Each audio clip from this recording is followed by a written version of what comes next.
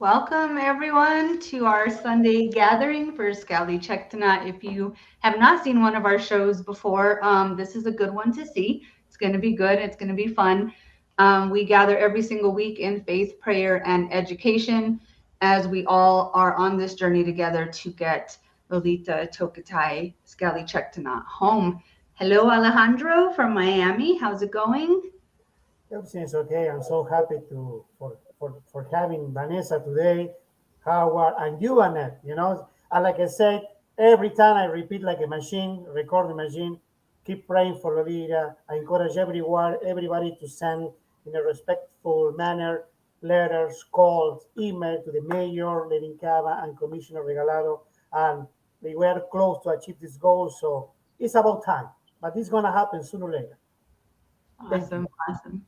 Howard, you looking good? Feeling good? I'm doing fine, thanks. And I hope everybody else is too. I'm just really glad to be here. Good to see you all, especially our special guest, Vanessa. This is such a wonderful and kind of a warm opportunity to sort of bring our energies together and move ahead, in such harmony and same mind, same spirit, same hearts to bring Toki home. So it's just wonderful to be of the same, purpose with others. So good to be here. Awesome. Thank you. And before we introduce our wonderful special guest, speaking of aligning our energies, I want us to just take a minute and if you feel comfortable, close your eyes. I'm going to play some Tibetan bowls meditation music and just to kind of get us grounded and like we do every single week, just align our energies in prayer. So this will be a silent prayer while we listen to this music. So I hope you can hear it, but close your eyes and we'll just do this for about a minute, okay?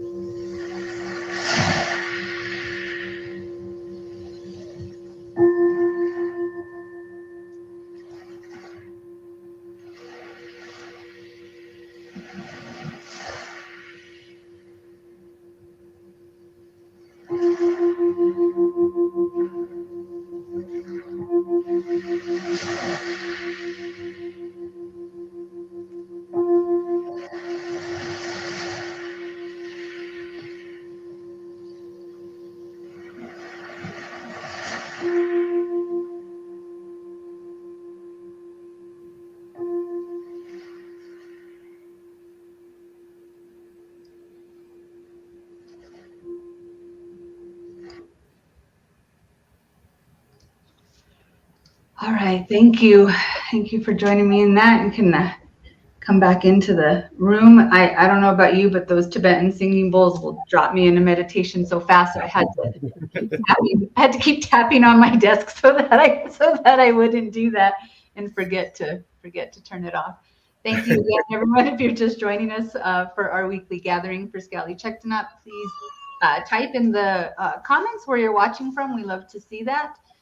Today we have a very special guest. Thank you, Alejandro, again for introducing us to somebody so wonderful. I'm going to tell you just a little bit about Vanessa. Just give me 1 second. Vanessa is a psychologist, speaker, underwater and nature photographer, marine educator, naturalist, and activist. For over 10 years, she has used her photography to raise awareness about marine conservation, mainly about orcas and other topics, to thousands of people. She created her own marine education program from kindergarten to grade 7, which she has taught in schools in Mexico and Canada, which are the 2 countries where she lives. She's also taught online in other countries as well. She works as a marine educator and naturalist, taking people to see orcas and other marine wildlife in Mexico and Canada. She's collaborated in the protection of marine wildlife with different national and international organizations And in 2021, this is very cool, she received several acknowledgments for her work in education and marine conservation. She was chosen to be part of inspirational stories of the Mexican television network TV Azteca and chosen by Alternancia magazine as part of 10 people who are changing Mexico, amongst others. During the pandemic, she wrote, directed, and produced her first documentary on orcas, dolphins, and belugas entitled Contrast, with the support of renowned photographers and organizations from different parts of the world. This film, which you guys will get a link to in a little bit, this film has won several awards in many international film festivals, and it has been translated from Spanish to English, Russian, Japanese, and it's currently being translated to Chinese, which is really cool. She truly believes that educating people is one of the most important ways to help and protect our oceans, particularly children, as they will be the ones making the decisions of tomorrow. As she always says, education is key to protect our planet. Everybody, please join me in welcoming Vanessa. Hi, Vanessa. Hi, Annette, Howard, and Alejandro. How are you? Thank you for being with us today. Thanks for the invitation. I'm very, very happy to be here. We had to, just so everyone knows, we had to kind of figure out what we were going to hone in on today because Vanessa is involved in and has done so much. So today she'll be sharing with us. Why don't we just start? Vanessa, why don't you tell us about your marine education programs? Sure. So I am a psychologist and an educator. That's my profession. That's what I studied in university. So I started working with children like 20 years ago, and I figured out that there was a lack of marine education, environmental education in general at schools. So I started doing little marine education programs. By little, I mean like from time to time, like maybe once per month in the schools where I was working. Then I moved to Canada because of the orcas, because I wanted to be close to the orcas.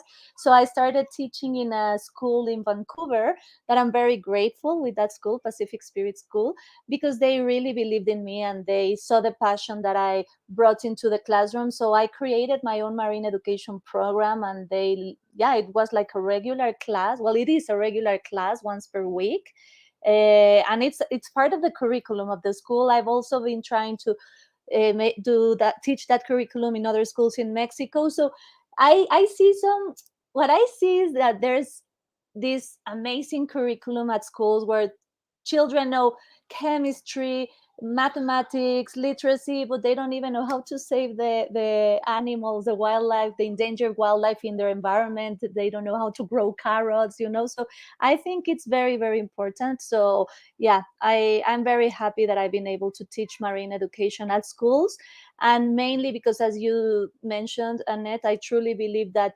educating the generations that will be taking the decisions tomorrow is fundamental to help our planet. And I'm just putting some pictures up. I have so many, and we will also give you Vanessa's website to go on her Facebook page just so you can see everything. But the kids are just, oh man, I mean, look at this picture. I love this one, Lizzie. They're so enthusiastic. That's the future right there, right? I mean, Exactly. what had you start with kids? I mean, have you always were you a teacher before? Like, why kids? No, actually, that's a good question. I didn't start with kids. I started with adults, but it's not that I gave up, but I there's this situation like adults. Sometimes we all grow with these ideas, and sometimes the flexibility of thoughts, of some adults is like some ideas are very into them, right? So it's hard sometimes to have even a dialogue, and also as activists, we know, right, that if we were all able to discuss ideas, to share ideas, the world would be different, right? But sometimes it's really, really hard that adults are open. That's what I wanted to say, that have an open mind, and children get the message right away, and because they feel it, they know what's right and what's wrong. So but as I said, I didn't start with kids right away. I many years ago, I was an activist, like I used to be outside the dolphinariums in Mexico City doing protests. And I want to say I truly respect that kind of activism. But in the end, I honestly never felt very comfortable with it. So then I started I opened an area to raise awareness about captivity of cetaceans in Mexico, because we have around 320 dolphins in captivity in Mexico, around 30 dolphinariums. So I started working with an organization, Animal Heroes, which is an organization that I respect a lot in that area. And we worked with the government making law proposals for dolphins, for the welfare of marine mammals in captivity. So then, after doing that kind of activism as well, which as I said, I truly believe in it and respect it, I realized that what I liked the most, and I saw more, it had more impact, was educating people. So yeah, I do give talks to adults, and I love it, but I like even more doing it with children. So, and it's really nice to go to schools, and talk to hundreds and hundreds of children, because that's where I feel the impact goes a little bit more than with adults. I don't know if that makes sense, but that's the way I feel. No, for sure, for sure. I want to show a couple of pictures that some of the kids drew from one of your classrooms, and so I'm just going to put those up. And if you want to talk maybe a little bit about the art Yeah. that's part of your program, and I imagine capturing a curriculum from kindergarten, which is about 5 years old, all the way to the 7th grade. I mean, you have to have a variety of things up your sleeve to keep their attention, right? So I'm going to show some of Oh the yeah. pictures, and then maybe you could just talk to us a little bit about, just some of how the kids come up with this. Like this one's a Yeah. orcas. They love that. Yeah, absolutely. So when people ask me, what are you? What do you do? I'm many things. And as I said, any person can be as many things as they want. I feel sometimes we live in this social box, where, oh no, but you have to be one thing. Are you a psychologist, or are you an educator, or are you an activist? No. And I'm like, I'm all of those things. So another thing that I do is I'm a naturalist, and I take people out to see animals in the wild, both in Mexico and in Canada. That's in Mexico, actually. That was the first time I swam with orcas. I'll share with you that later. But what I do is I use my photography, the videos, the photography that I take. That's doing naturalism on board, also in Mexico, talking to people about orcas, whales, dolphins, manta rays, like all the animals that you can find like in that particular area where the picture is from. So yeah, I use all my photography, and I create presentations for the kids. So I introduce the species that we're going to talk about, but I also do lots of arts and crafts, and then I also ask children to make a poster where they put all their ideas, to see what message they understood, or what message they actually want to send to the people out there. And it's beautiful, because sometimes they make these posters and they put them outside at the door at their house, or at the trees in the neighborhood, and that's how they start to get involved in spreading the word.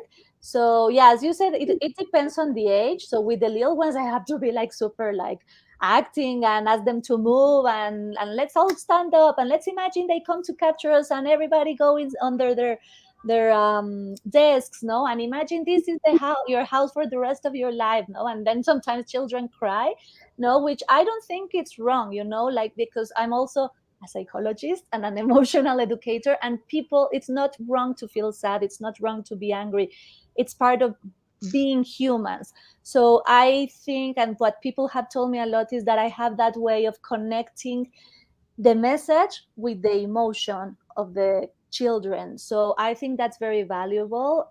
So yeah, I have a lot of activities, and sometimes the whole school year is not even enough. In the school where I work at in Vancouver, we have the fortune of being across the ocean.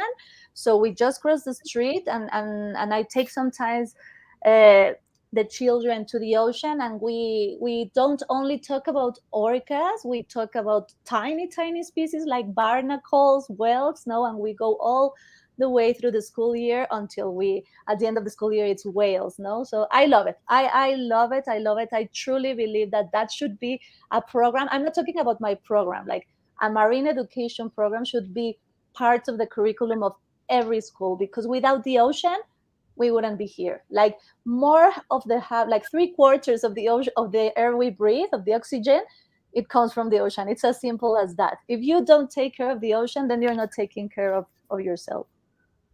Absolutely. And you said the curriculum, it goes the whole school year. So is you come in once a week? Is it once? That's so great. That's so great, because it's not just a quick short term and then, and then the rest of the year you don't do that. I wish more schools would adopt that. I know that there's a lot of people watching who are school teachers, and so I would like to put your information and your contact a little bit later, just so that people can get in touch with you, because I know that we had a Peggy Oki, who's part of the founder of the Origami's Well Project. She started a campaign and art letters for Lolita, and the drawings that we just showed remind me so much of so many of the drawings, and a lot of teachers got involved in that project.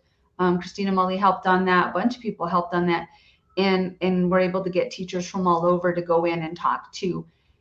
Again, that's like schools here. That's a one-time thing. That's a special topic, and it shouldn't be. It should be ongoing and continuing. And so, thank you for doing that for the schools there in Canada and Mexico. And I hope to somehow link you to, if I hope this, you being on here has some teachers reach out to you on how can this become a curriculum long-term in the schools, because it is that you've done a lot of things, and your movie is fabulous, and everything I'm reading about you is fabulous. But to me, that is the one thing that I'm like, yeah, that's what we need. Yeah. We need that ongoing education for our kids. And I'm blessed, and the people watching, I'm sure their children are blessed to hear all about this, maybe more than they want to, like my kid probably. But there's children in homes that are not talking about caring for marine life and the importance of that. So thank you, Vanessa, for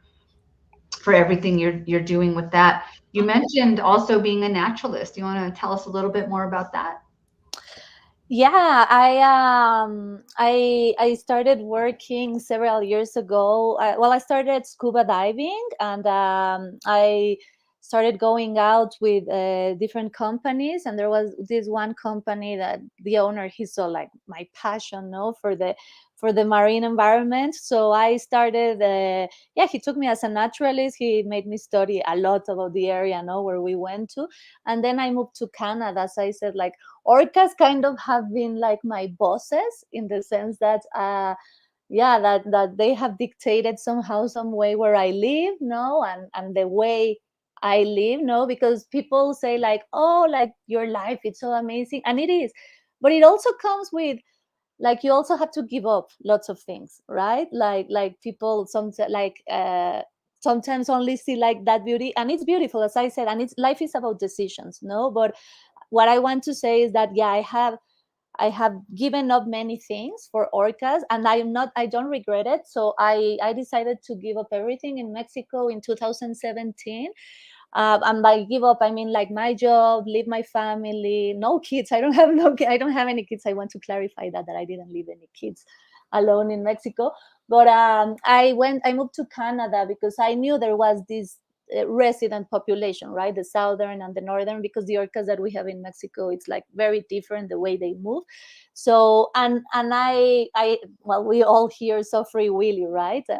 And that introduction of Free Willy, with that music, like, oh my goodness, every time I play that in my conferences, it makes me cry. It's been, I don't know how many years, 25 and 40, like, I don't know, like more than 25 years, like 30 years, and every time I see that introduction, I cry. So my point is that well, those orcas, no, like since I was little, I investigated where were them, no, and when I found out about this beauty of the northern residents and the southern resident orcas, I was like, it's my dream. I have to, but then the mind plays tricks on you, and you're like, and people also sometimes tell you, no, you won't be able to do it. You're not a marine biologist. You won't be able.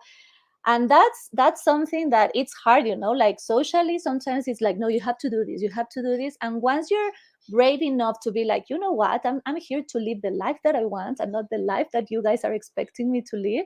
That was for me 2017.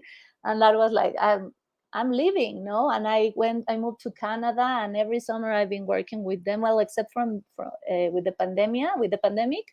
And yeah, I work in the north now. I started working with the southern residents in the south of British Columbia, but now I'm working with the northern residents as a naturalist, and I love it. And it's a beautiful job. It's hard, no, because you have to be standing on your feet like 10-11 hours repeating over and over and over again the same thing to people, but I don't mind. For me, being there with them and see the because for me it's not a population, it's individuals. And I think that all of us who are related to the orcas in the Pacific Northwest, for us, we know them as individuals, right? So going back every year, seeing who came back, who didn't come back, how many new babies, all of that, it's that connection. I wouldn't change it for anything. And I never I always get the opportunity to educate also lots of people, not only about the orcas, they're about the situation of orcas around the world in captivity, about the lack of salmon, etc., etc. So I love it. I really like it. So that's the job that I do as a naturalist in Canada. And in Mexico, it's more like snorkeling. I do want to clarify, and I think this is super important. And I'd like to invite everybody we all have to be very mindful about the posts that we do in social media. Why? Because lots of people have reached out to me telling me, hey, please take me to swim with orcas in Mexico. And I want to say it doesn't work like that. The orcas in Mexico, we are still studying them. We don't know lots of information like we do know about the transient orcas or the resident orcas. The orcas in Mexico are moving all the time, no, like around the peninsula to the south. Like we don't even know exactly their patterns. So what I'm trying to say is, guys, if someone sells you a trip to go and swim with the orcas in Mexico, that's not ethical. And I am being very open and very honest, because as I said, it doesn't work like the orcas up north. Like, oh yeah, like nature is unpredictable. That's what I want to say. Nature is unpredictable, but the orcas in Mexico are even more unpredictable than the orcas in Canada and United States.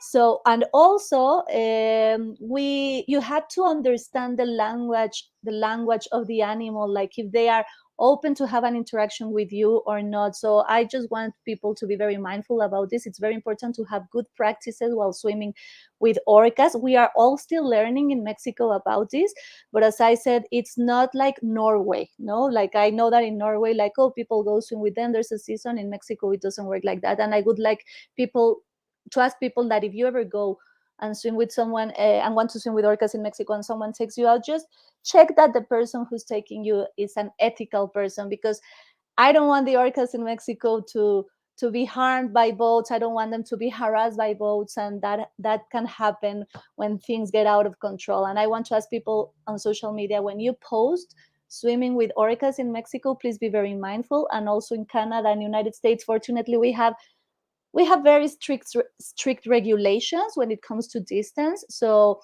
my point with all of this is just be mindful and investigate before you go out with a tourism operator, if it's ethical or not. So yeah, in Mexico, I also do naturalism, but as I said, I don't sell trips to swim with orcas. If the orcas are around when we are there, awesome. But yeah, that's the kind of naturalism I do. Thank you for sharing that, because I want to show a picture, and then I also want to show a video of you with the orcas in the wild. And so thank you for prefacing that, because that's important, because right away people are going to think, because you have a whole bunch of people watching that are all about the orcas. So they're going to say, wait a minute, why is she swimming with them? So thank you for saying that. And I know you had a beautiful opportunity that was just a blessing. Here's a picture there. Yeah, that's me with the orcas. I still see it, and I still can't believe that happened. That was beautiful. Yeah, so it's so awesome. You guys got to check out her Facebook page because she has so many cool pictures like that. I'm going to show this quick 1 minute. I think it's about a minute. Let's watch this.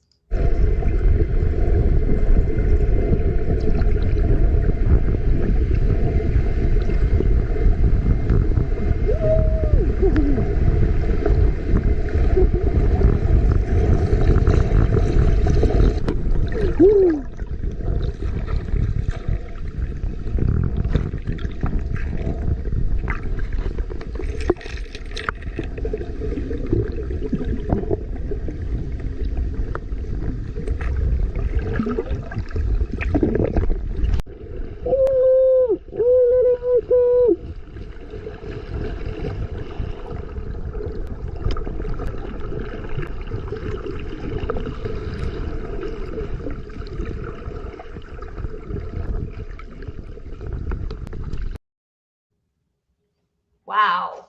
I know. Wow. Howard, do you have any questions about what that was like? Yeah, just incredible, admiration for being able to be in their world for just a short time. And I know it's only, good fortune, the gods are with you to have that moment happen. That you cannot predict it, you cannot sell it, you cannot even know that it's going to happen until the moment that it happens. So it's a beautiful experience, and I'm sure that it carries you still to this day to be with them that close. And I've had, similar experiences in a small boat where they will come, close by and look at you and give you a pass. And there's a moment of interaction there. You can tell that you are in each other's worlds for just that short moment. And it's a beautiful thing. It really is life enhancing. It gives you a sort of a spiritual window into the natural world that you just don't know otherwise. And I wanted to look back at what you were saying before about when you saw Free Willy back in 1993, because I had such a similar experience. It woke all that up in me because I had been in New England working as a naturalist on board there, and was coming back to San Juan Island in 1993, my big move home, basically. And there was a debut preview of Free Willy at a movie theater in Massachusetts before I even left. And so, of course, I just went right over and went in, and I had no idea what to expect. And to see my beloved friend J-Pod and L-Pod whales on that big theater screen, whales that I knew, that I recognized, it uplifted me, and it told me, definitely this is the right move in the right time. All the stars are aligned, the whales are with me. I'm heading home now. So it was that kind of a beautiful, unforgettable experience. So I can certainly relate how that can lift your spirits and guide your path. I mean, that really does sort of help tell you, yes, you're making the right move now. So you understand me. Exactly. Yes, so well. And I really appreciate your whole approach to education, to instilling this feeling, this reverence, and this appreciation of life, of especially the incredible evolutionary development and beauty and miracle of orcas, but based on the entire marine ecosystem, to the kelp and the whelks and the sea life of all kinds, is just so important. I think you just have the message that we so need throughout, in every form of education, it's wonderful that you can reach all those kids who then will reach others. They'll take that message, they'll take it in, and they'll tell their parents, they'll tell their friends, they'll tell others. They become ambassadors and educators themselves. So I think you're really onto the key way to bring that new awareness and appreciation into the lives of everyone. So many families are reached. When you talk to 20 or 100 kids, that's 20 or 100 families that are being informed, educated, and had their awareness raised. So I just really appreciate your whole approach. I think you're just doing just the right thing, and I share your appreciation of being a naturalist, to being an interpreter, to being someone who can put those experiences into words and into stories, into context, into an understanding of the whole, and more about when it's with whales, the lifestyles, the family patterns, the cultures, and all the amazing, still not completely understood or processed information that we know about orcas. Sometimes you just have to say, well, that's the way they are, and we don't really understand it, but that's what we see, and that's what we say. So people can go home with a sense of the mystery and curiosity about what will we find, what is out there, how amazing are they that we don't even know yet. So yeah, I really appreciate your choices and your career path. Thank you, Howard, so much. And you've mentioned so many important things, for me. And actually, I do want to say that it's been a very long path, and I like to share with people that not being a biologist, no, doesn't stop you from that, because in my mind, it's taught me so many times. No, I didn't study marine biology, to be honest, because like since I was little, all I did. Oh, and I wish I could show you. I actually in Mexico City at my parents' house right now. But I all I did when I was little, I was drawing orcas all the time with watercolors. That's what I did all the time. So it was my point. It was very clear that like where my heart was since I was little, where my passion was. But unfortunately, like I understand I'm not angry or anything with the adults around me who told me, no, no, no, I'm a marine biologist. You're not going to find a job.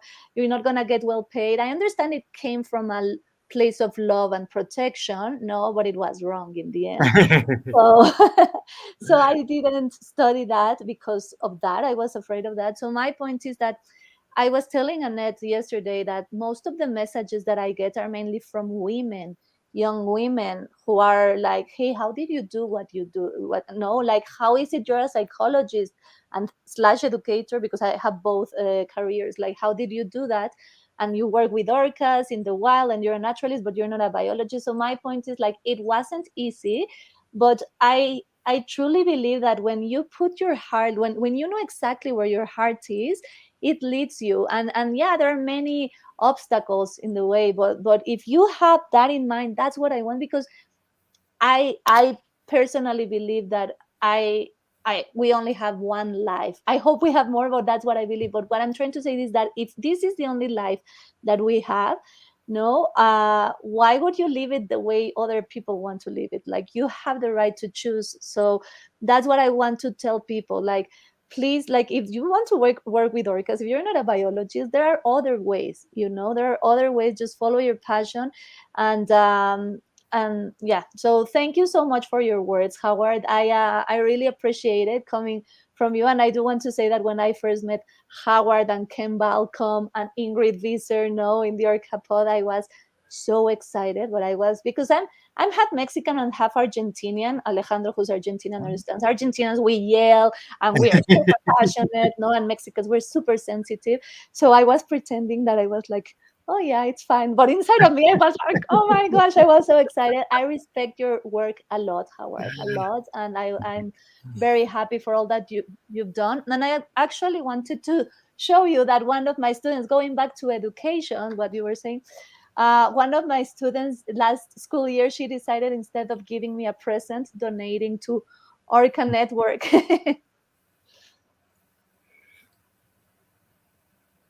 Oh, how nice.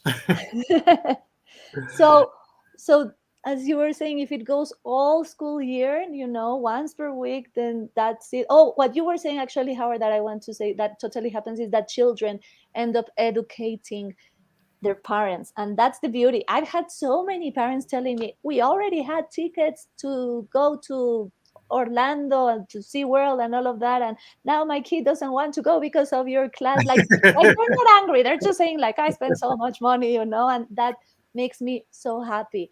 And when children come with tears in their eyes and come to me and tell me, I've been to dolphinariums, I went to the show, and I didn't know. That's what I tell them. You didn't know. I didn't know either when I was little. And that's another story, because I did see Keiko many times in Mexico City. No, so I didn't know. My parents didn't know. We didn't have the information we do have right now. But that's why, for me, education is so important. Education is the key. Education gives you power. And there's a beautiful, beautiful quote by Gandhi. I don't even know how to translate it to English, but it says something like, I'm not horrified by the acts of mean people. I'm horrified by the indifference of good people. And that to me is what kills me with adults. But children rarely are indifferent. Children, it gets to their heart. I had one student, he made this such simple question. And I was like, man, why can't adults just see it like that? So we were talking about using animals for human entertainment, like circuses with animals. Like, oh, in Mexico we have such horrible practices, like roosters fighting, or racing, dogs racing, all of that. No, dolphinariums, etc. All of those uses of exploitation and cruelty for sorry, that's how I feel and think. But for human entertainment, that's the only thing. So one of my students, he was like, he's 8 years old. So at 8 years old, you have a very concrete way of thinking. You don't have the abstract thinking, and concrete, it is what it is. There's nothing else, right? So he said, like, Vane, I don't understand. Like, why do adults, no, and humans have to use animals to entertain them? Why don't they entertain themselves on their own? That was, so simple. I was like, what, and it's always kids who come up with those very obvious things, and adults are always like, no, but this and education and blah and science and blah. So that's another reason why I choose kids. Well, and Vanessa and Howard mentioned this, and you just reiterated. I want to reiterate again. I know as a mom, you want to take your kids to have experiences. You want to do that. And back then, we won't say how long back then, when I was a kid, that's kind of what there was. There was taking your kids to the parks to see them. And I mean, and so I can't get too mad because I was taken there as a kid, and sometimes it takes having your heart broken open to be able to explore this way to not have that. And as parents, if they don't know any better and the kids want to go, the parents want to please their children, right? You go on vacation, you want your kids to be happy. So thanks to people like you, educating the kids, they don't have to go there. Thanks to you for taking people out onto the ocean to see whales and dolphins in their natural habitat. You're making a shift for that, where there is opportunity for kids to learn about marine life in the classroom. So thank you. In the wilds, thank you. I mean, my kid is pretty spoiled. We said one time we were whale watching, and she was telling my aunt or somebody, well, we never see any whales. All we see is dolphins. Pacific white-sided dolphins. We see Risso's dolphins. We see how spoiled are you, to be able to see all, but no whales. But I'm really happy that there are those opportunities to show our kids, and you doing it in the classroom really just sparks an interest. So from the bottom of my heart, Vanessa, thank you for doing that, because you're making a profound impact for our future, a profound impact for our oceans, teaching people how to care, not just, oh, look at the whale. I mean, you're teaching people how to care for the ocean. And that's just a beautiful thing. And you mentioned yesterday, Vanessa, poor thing, she was meant to have a quick call with me yesterday, but we were on the phone for like an hour. And you were talking about Keiko, and I asked, well, what started this? Like, what was your passion? So many people. We just had somebody on. What was it, 3 weeks ago, you guys, when we had Michael Weiss on, who's with the Centers for Whale Research. And I asked him the same thing, and he said Free Willy, the movie, and film is so powerful. And I want to talk about that because you also did a film during the pandemic. What inspired, because gosh, film is just so powerful. What inspired you to do that? Keiko. So when I was little, I was raised in Mexico City. Most of my life I've lived in Mexico City, also Argentina, Buenos Aires, but yeah, most of my life in Mexico City. So where Keiko was in Mexico City.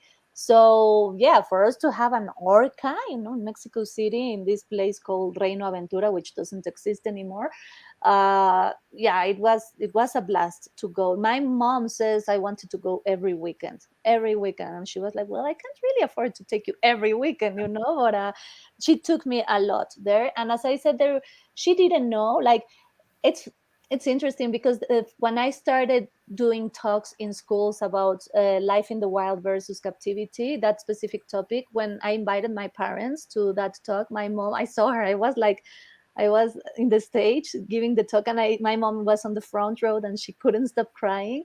I think she felt really guilty, and then she told me, I'm so sorry, like, I didn't know, like, all of this. I feel so bad. I took you so many times to see Keiko. So as I said, we didn't know, we didn't have that information, no. And then, yeah, as years went by and as I grew up, I could tell I always wanted to stay in the stadium. It was not a stadium, in the where in the pool, where in the tank where Keiko was. I always stayed until the end, until they kicked us out, because I couldn't take my eyes off of him. So but as I said, as years went by, I realized how sad he was when he was not performing.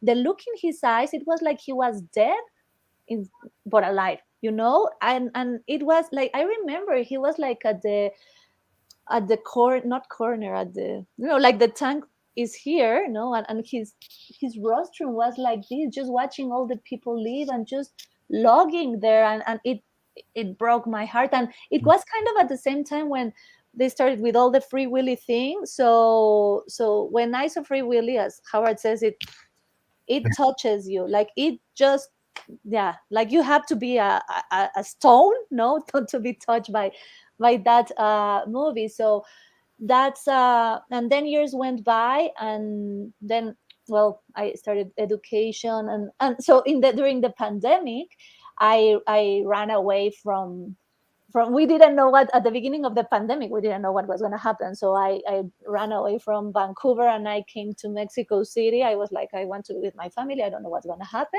No. So I was like, well, in the meantime, I'm going to do a video for my classes while this pandemic, maybe this will be a couple of weeks, and then I'll go back to Vancouver. So I started doing a video for my classes, for my regular marine education classes. But then several people started finding out that I was doing this video, because I started contacting people. Then the video ended up being a film. No, it was like taking like the form of a documentary, and then, like, because you guys are in this, like, when we are, for many years, when you are fighting for the same cause, like, people get to know and you gain their trust. So I'm so grateful with everybody who trusted me by helping me, like, photographers, very well-known photographers, organizations from around the world, from United States, from Canada, from Spain, like the editor, he was in Africa, like, we had such a different time. Yeah, so anyways, like, everybody was so grateful. And I do want to say that all the people who collaborated in Contrasts, we all did it, like not making any money out of it. Like we all donated our time, our like the footage, the ones who filmed, the camera, like everything. We all wanted people to be educated about this. So, and I always wanted it to be short, because I like in the 20 years that I've been teaching, I can tell the attention span of people, not only kids and adults, get shorter and shorter. So I kind of wanted to make it a short film. And I do want to say that I cried a million times while I did contrast, because people from all around the world started like, hey, watch this video, maybe this video can be good for your film. And it was heartbreaking. And I do want to recognize the good job of Martin, like of everybody, but Martin, the musician, he's an Argentinian musician, and he understood right away what I wanted to transmit. So that part of the, well, in the second part, no, I don't want to spoil it for the ones who haven't watched it, but there's like in the second part, like the music that Martin plays there with the violins, oh, it's so touching that yeah. So yeah, it started in the pandemic as a video for my classes, and it ended up being a film. And as I said, I never meant to make any money out of it. I always wanted it to be for free for everybody to use it. I remember even you, Howard, you asked me if you could use it in a festival you were doing last year. Remember? Yeah. And that's what I want. I want people to use it for, like, nobody has to ask permission to me. You can use it for everything you want, because that's what I want. I want to spread the word. And I'm very surprised with the results. It has won several international film festivals. Last week I went to LA, and I had some meetings there for because of the film. So I'm very happy with the results, and I just want to ask people to share it so more people watch it. And I just put the link in the comments so that people can watch after. I'm going to give you just a quick sneak peek. And it's going to be quick, though. It's going to be quick, but you guys got to, just to have an idea of what the video is about. So give me 1 second to show this here.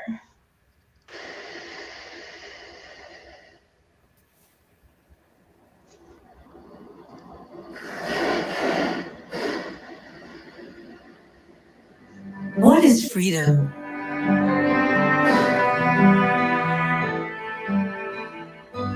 It is to be able to choose your course and direction at the speed you want and with whomever you want.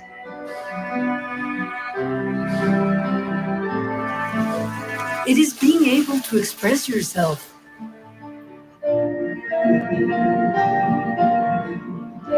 It's creating tight-knit family bonds by sharing your life with them.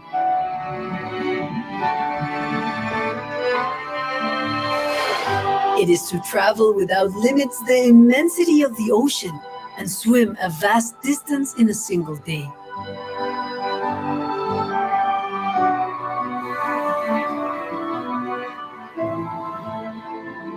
It is coming from the depths to the surface and back.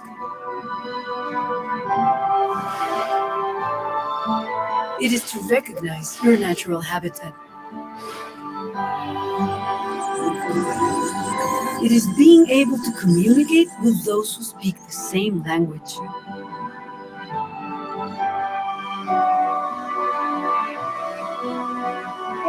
It is independence, will, and autonomy.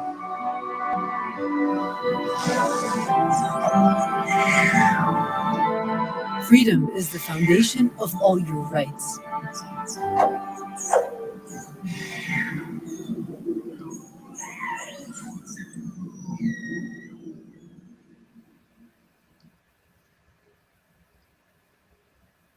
All right, that's all I'm going to show you guys. There's so much more. For the sake of time, that's it. That's your sneak peek. That's your tease. So you can go watch it.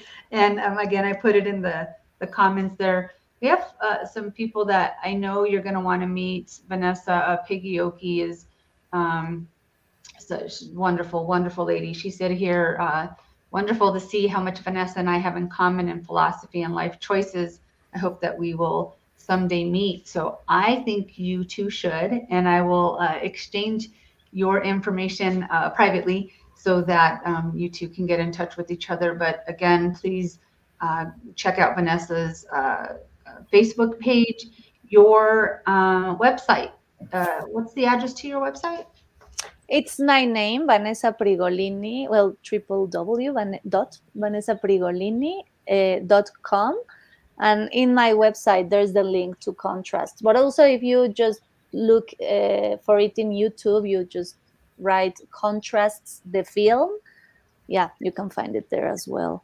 And yeah, Peggy, I would love to connect with you. Peggy's cool, and you're very cool. The film, like I said, you could be, people watched Free Willy, and it made a huge impact. So I have a feeling people watching Contrast will make a huge impact for their lives as well, and get more people doing what you do. Thank you. Alejandro, what do you think of Vanessa? I watched the video just, I guess she feels like in a paradise just watching the orcas underwater. I would love to see Lolita swimming with Ocean Sam and her family. I guess Howard feels the same way I feel it. You are not the same, I think. So yeah, I mean, Vanessa is doing an amazing job. That's why I feel so happy that she's here join us today. Así que, so thank you so much, Vanessa. Thank you, thank you, thank you. Thank you guys for all that you do, and Alejandro, thanks for the invitation. And I really hope I can take you sometime to swim with orcas in the wild. We can give it some try. All of you want to give it a try. As I said, it's very, very little chances, but yeah, swimming with orcas. I'd like to share that about that moment. I would like to share a little bit with you because I've been going to Baja California several times to try to see them, and it hasn't happened. And it was something, Howard, you said before, like everything kind of aligned, at that moment. And every time I went and I didn't see them, I was like, well, it's not the moment, it's not the moment yet. But inside of me, I was like, orcas, come on, I love you, I do lots for you, so come on, show up. But it didn't happen. And I was like never disappointed. I was like, it's not the time. So this actually happened October 13th last year, 2021. Of course, I will never forget that day. And when I saw them from the surface, I was yelling like crazy, and everybody was like, you've seen orcas a million times, like why are you yelling like that? You see them in Canada all the time. I'm like, because I've never seen them, knowing I might be jumping in the water with them, so then we saw if they were kind of like hanging out with us or not, if they just disappeared. So then they started getting close to us, and checking us out. And yeah, then we jumped in the water. And at that moment, I always thought that if I ever swam with orcas, I was gonna cry and cry because I was gonna be very excited. That happened to me with humpback whales when I swam with them. And it didn't. It was so weird because one of the specialties that I studied from psychology is emotional intelligence. So I know lots of emotions. I've never ever felt, I don't even think this has a name. This emotion has a name. Like I tell my friends, because my friends were on the boat after the first encounter, we went back to the boat, and I was like shocked, not shocked in a bad way. I was like if I was like on drugs, but like I don't even know how to explain it. I can't even explain it with words, but like if you were like floating, like in the clouds, it was really weird sensation. And they were talking to me, and they were like, how was it, and putting videos to me, and I was like, I can't talk right now, like I'm still processing. It took me months to process, I'm not lying. So it's a sensation, it's very peaceful. I called it the cloud feeling. That's how it felt for me. As I said, it's a feeling that I've never ever felt before. And the last video that you showed, Annette, when this orca on its own came to check us out, and I saw its eye, I was like, I honestly felt I was gonna die. I was like so happy but so calm at the same time. I was like, so as I said, yeah, there are no words to explain. It was beautiful. It was the cloud feeling. I've watched that video, that 1 minute clip over and over and over, and just looking at his eye. And I cry. I wasn't even there, and I'm crying because I'm feeling that that experience that you had. Just absolutely amazing. I want to say real quick, you mentioned when you met Howard and Ken, and all these people who are pioneers with this, or just been doing this for forever and leading the way, and how you were trying to be cool, and act like it was. I do that every week, just so you know. When I talk to Howard, I'm just like, I'm trying to be cool. One of my idols. And same with Alejandro. I just love him so much. What a cool team. Thank you.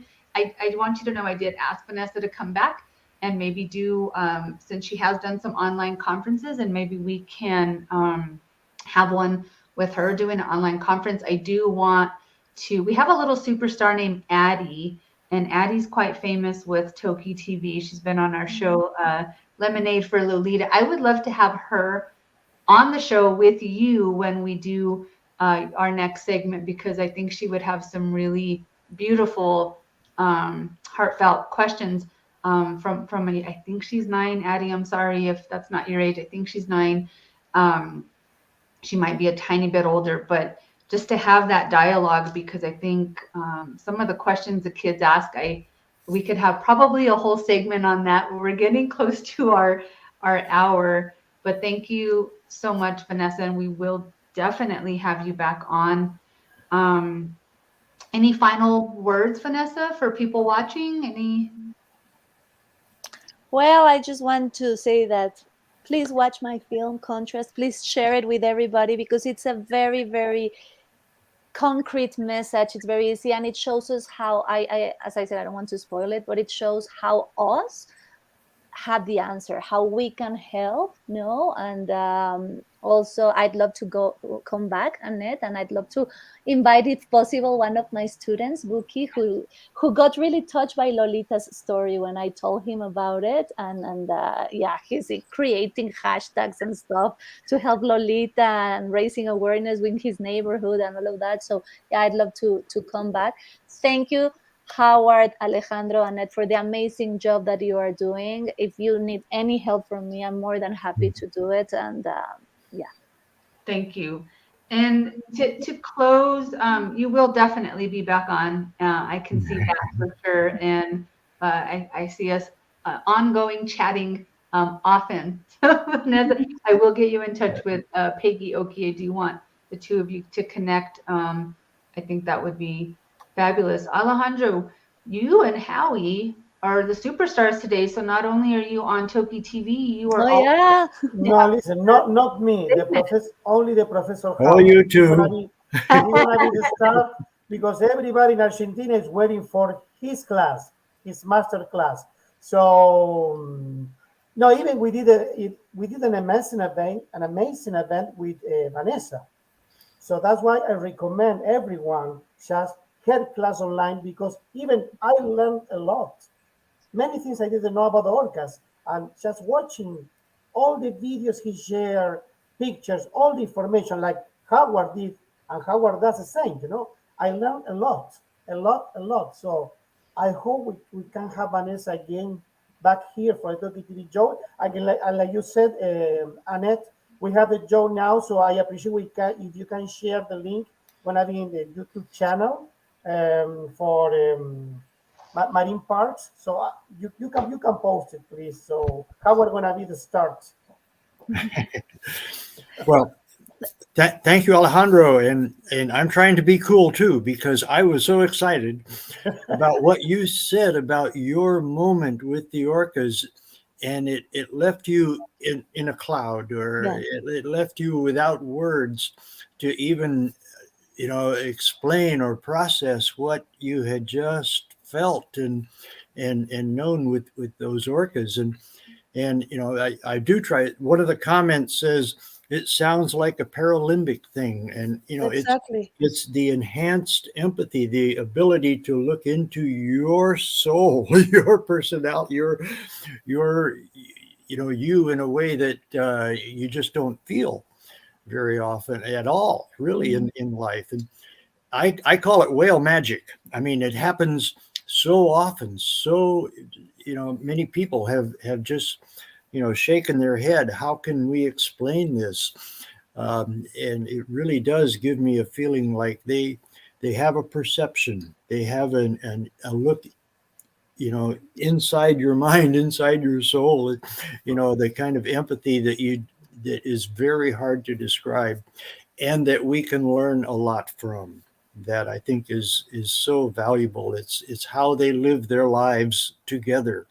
It goes so far to explain their social lives, their lifetime bonding, their affection and loyalty for each other.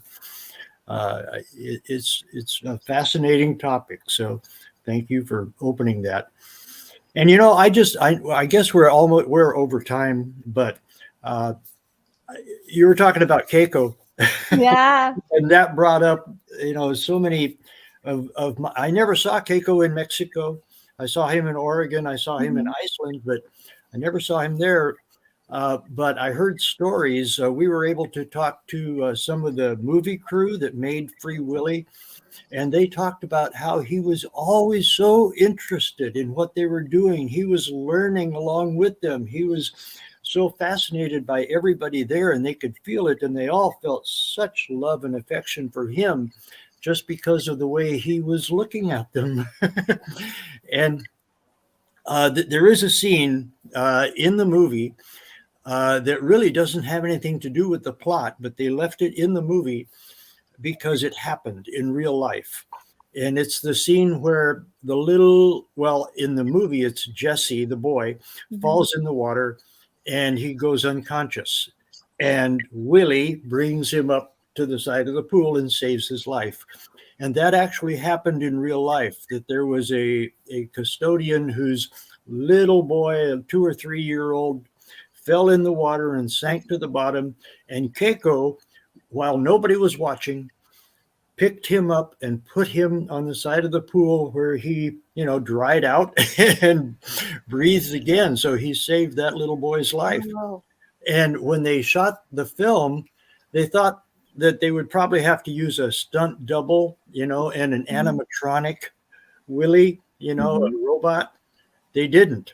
They tried it with, it wasn't the real actor, but they put a stunt double in and he sank to the bottom. And Keiko did his part in the movie, even though he knew it was a movie. Wow. Wow, that's amazing. Yeah, so he really knew what was going on. And when they had to leave and they started taking down the set and everything, Keiko knew it. And he was so sorry to see them leave. He was more active then than he had been in the entire time. He breached a couple of times and to let them know that he will miss them, I guess, just that he was sorry to see them go. So yeah, he had such a personality, so engaging. He just loved to be with people and interact with people. So, and orcas are like that. and you know what? Like now that you said that he was so engaged with people, and that's what he knew also. And that's when people say like, oh, it was I forgot the word. ¿Cómo se dice fracaso, Ale? Fracaso. Fracaso, like the opposite of success. I forgot the word. Oh, failure. Yes. When people say like, oh, Keiko's story was a failure, I'm like, how can you even say that? No. Like how can he was, what was it, 5 years? I wrote the script for Contrast because actually Contrast, people, you need to know that Contrast has never seen before footage of Keiko, while he was in Mexico City. So like 1 minute of the film is Keiko.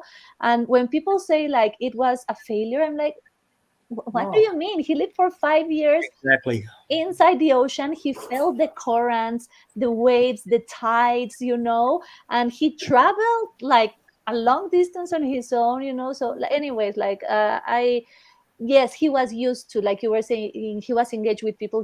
That's what he got used to for so many years. Of course he was going to look for humans again, but that was not a failure at all. But he always knew that he was an orca. He knew where he came from. He knew who his mom was, Exactly. So it's not like he forgot who he was. He just loved people. Annette, I think we should do a program. Well, you should do a program of like to share experiences with Keiko, because as Howard says, he had such a personality. Like my dream was to touch his tongue, because that's what that was at that time, you know. So that was and yeah, like I think there's so many people who could share so many beautiful That's a stories great idea. about Keiko. I think it's just a suggestion, but I think I would love to listen. Wonderful. Yes. No, I think it'd be so much fun and educational. He and that was absolutely a success to be able to swim free. And you know, just as a reminder, why we're here every single week praying for Sk'aliCh'ehl-tenaut. I mean, for her to be able to go home and feel her natural currents, to feel to hear the calls, you know, not over a microphone. Yes, it's good. It's a good start to get her used to that. But to have her feel that, how healing that is going to be. And Vanessa, I shared with everybody who listens, you know, I went out to Lummi a few weeks ago, and the waters are just so healing for me. And I can't even imagine how healing that's going to be for her. So I just want to remind everyone, stay positive, don't give up. We will bring her home. We will continue to meet every single week until she is home and after, I think. Yes. And because this is quite the group. I do want to, we're going to have to close, but I did post in the comments, if you guys saw that, I posted the YouTube link for Derechos Animales Marinos, and that is where Howard and Alejandro will be live here in just, what is it, in 50 minutes. In 50 3 minutes. o'clock. 50 minutes. Okay, 50 minutes. So everybody check out that link, grab it from the comments, and then we get to see Howard and Alejandro some more in a different format. Thank you everybody for joining. I do want to close, if it's okay with you, Vanessa, to play your video one more time, and we will end with that. Thank you everyone for watching. We will see you next week. Thank you. People, do the right thing with Lolita, please. You know who I'm talking to. Yes, yes, yes.